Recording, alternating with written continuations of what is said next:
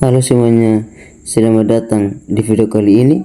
Pada kesempatan ini, kita akan membahas secara lengkap mengenai bentuk lahan antropogenik Bandara Udara Eltari Kupang, salah satu infrastruktur transportasi terbesar di Provinsi Nusa Tenggara Timur.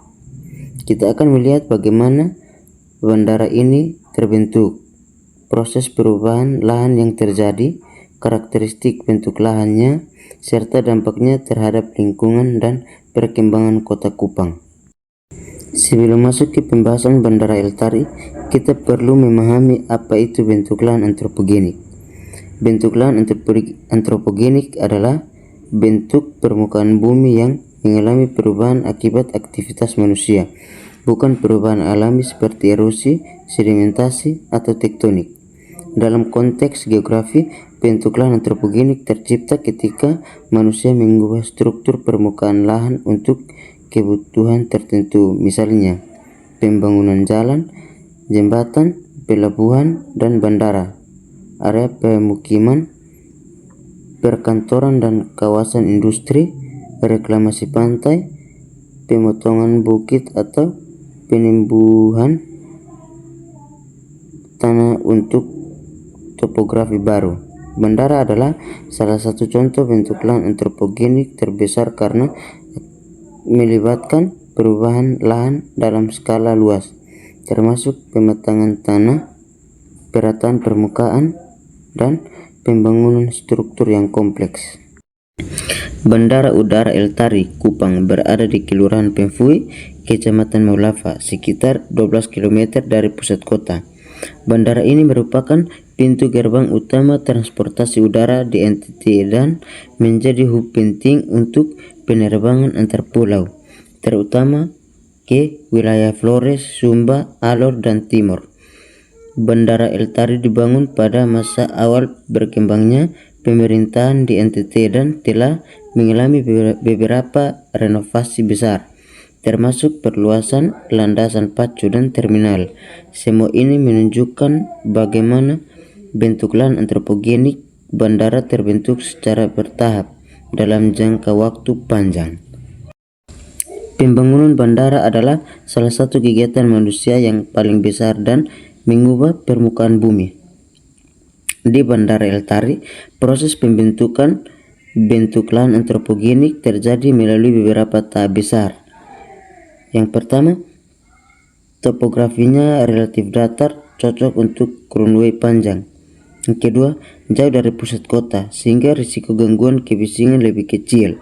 Ketiga, ketersediaan lahan luas karena masih berupa semak, padang rumput, dan sedikit pepohonan. Yang keempat, jenis batuan penyusunnya berupa batuan karst dan tanah berkapur yang stabil bila dipadatkan, namun tetap diperlukan rekayasa lahan besar-besaran karena tidak semua bagian Pemfui benar-benar datar. Sebelum konstruksi, lahan asli harus dibersihkan dari vegetasi, semak belukar, batuan permukaan, lapisan tanah yang tidak stabil. Proses ini menghilangkan lapisan permukaan alami sehingga membentuk permukaan baru yang lebih rata.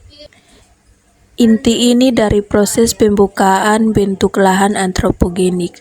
Fotografi asli kawasan Pemfui tidak 100% rata sehingga dilakukan pemotongan bukit kecil atau cut, penimbuhan lembah atau daratan rendah, pemadatan tanah berlapisan, penataan ulang konstruk hingga mencapai elevasi tertentu. Seluruh area runway, taxiway, dan apron dibentuk dengan metode cut, add, dan fill ini sehingga menghasilkan permukaan yang benar-benar rata dan aman untuk di penerbang. Setelah konstruk tanah terbentuk, dilakukan pembangunan struktur utama bandara, runway atau landasan pacu. Landasan Eltari memiliki panjang 2,500 meter.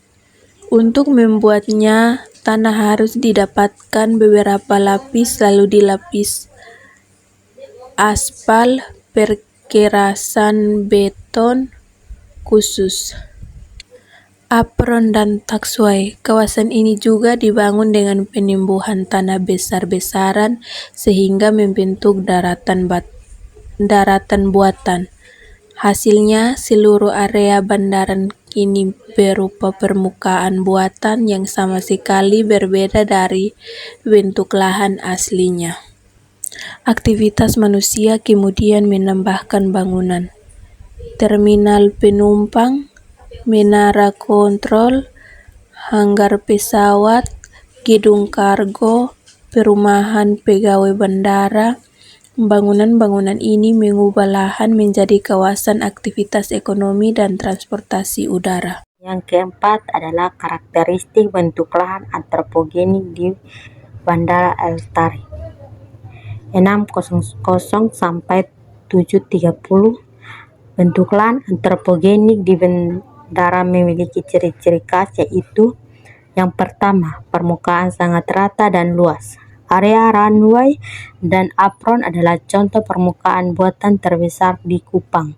Kantor aslinya daerah Penfui sudah tidak terlihat lagi. Yang kedua, struktur perkerasan buatan. Runway dilapisi aspal beton, bukan tanah atau batuan asli. Lapisan-lapisan ini merupakan rekayasa manusia sepenuhnya. Yang ketiga, vegetasi yang terbatas dan terkontrol. Vegetasi tidak boleh tumbuh tinggi di sekitar runway. Bandara harus memiliki area terbuka untuk visibilitas dan keamanan. Yang keempat adalah banyaknya lahan dengan bentuk geometris. Jalur lurus sudut 9 derajat dan bentuk simetris adalah ciri lahan batuan. Ini berbeda dengan bentang alami yang cenderung acak. Yang kelima adalah pengalihan aliran air. Sistem drainase buatan mengontrol aliran air agar tidak mengenangi runway. Ini menciptakan pola aliran-aliran baru yang tidak ada sebelumnya. Yang kelima adalah contoh bentuk lahan antropogenik di kompleks Bandara El Tari, menit 7.30 sampai 8.50. Beberapa bentuk antropogenik spesifik di bandara. A. Runway dan perluasannya merupakan perubahan lahan paling luas jika dilihat dari udara. Tempat seperti garis panjang yang memotong permukaan bumi. B. Taxiway dan apron. Area parkiran pesawat yang berasal dari lahan timbunan buatan. C. Terminal penumpang. Bangunan besar hasil konstruksi manusia yang mengubah struktur tanah. D. Perumahan pegawai dan kantor otoritas bandara.